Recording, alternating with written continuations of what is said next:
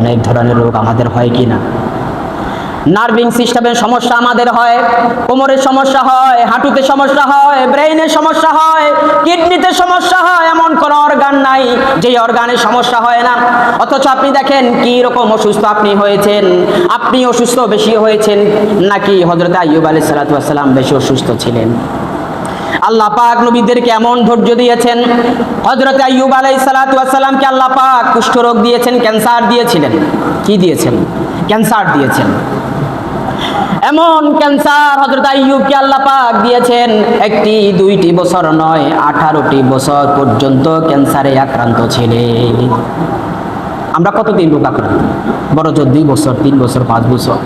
1 বছর নয়, 2 বছর নয়, 5 বছর নয়, 18টি বছর পর্যন্ত ক্যান্সারে আক্রান্ত ছিলেন। হযরত আইয়ুব আলাইহিস সালাতু ওয়াস সালামের এমন কোন অর্গান ছিল না যে অর্গান না পচে বিশুদ্ধ আছে। প্রত্যেকটি অঙ্গ প্রত্যঙ্গ পচে পচে কোষ সঞ্চার হয়েছিল, সেইখানে পোকা ধরেছে।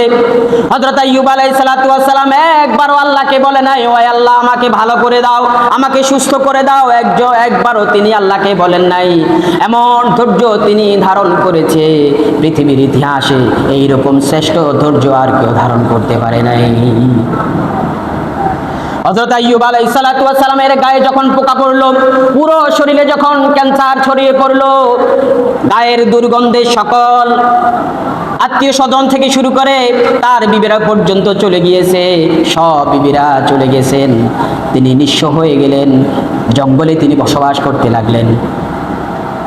আইয়ুব আলাইহিস সালাতু ওয়াস সালামের গায়ে যখন পোকা পড়লো, পোকাগুলা যখন ঝরে নিচে পড়তো, হযরত আইয়ুব বলেন, তুমিও তো আল্লাহর একজন সৃষ্টি, তোমার রিজিক আমার দেহের মধ্যে আল্লাহ পাক রেখেছেন। আল্লাহু আকবার। হযরত আইয়ুব বলেন, তোমার রিজিক আল্লাহ পাক আমার দেহের মধ্যে রেখেছেন, অতএব নিচে কেন তুমি পড়ে যাও? নিচ থেকে পোকাটা তুলে আবার সেই শরীরে স্থাপন করে দিতে।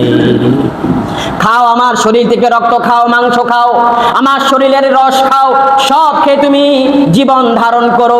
তোমার রিজিক আমার দেহের মধ্যে আল্লাহ পাক রেখেছেন, এই জন্য আমার রিজিক, তোমার রিজিক তুমি ভক্ষণ করো, এতে আমার কোনো অভিযোগ নাই। একদিন 2 দিন চলতে লাগলো, 1 বছর 2 বছর চলতে চলতে যখন 18 বছর পূর্ণ হয়ে গেল, হঠাৎ করে আইয়ুব লক্ষ্য করলেন আইয়ুবের জিহ্বার মধ্যে পোকা ধরতে লাগলো, জিহ্বা পচন শুরু হয়ে গেল। তখন আল্লাহ পাকের নিকট জিজ্ঞেস করলেন, আয় আল্লাহ তাআলা, গোটা শরীর ক্ষত বিক্ষত হয়ে গেছে, গোটা শরীর পচে দুর্গন্ধ ছড়াচ্ছে, গোটা শরীরে পোকা পড়ে গেছে, একবারও তোমার কাছে আমি ফরিয়াদ করি নাই। ও আল্লাহ তাআলা, আমার জিহ্বার মধ্যে রোগ ধরেছে, পচন শুরু হয়ে গেছে, আয় আল্লাহ তাআলা মেহেরবানি করে আমার জিহ্বার মধ্যে তুমি পচন দিও না, আমার জিহ্বার মধ্যে তুমি ক্যান্সার দিও না।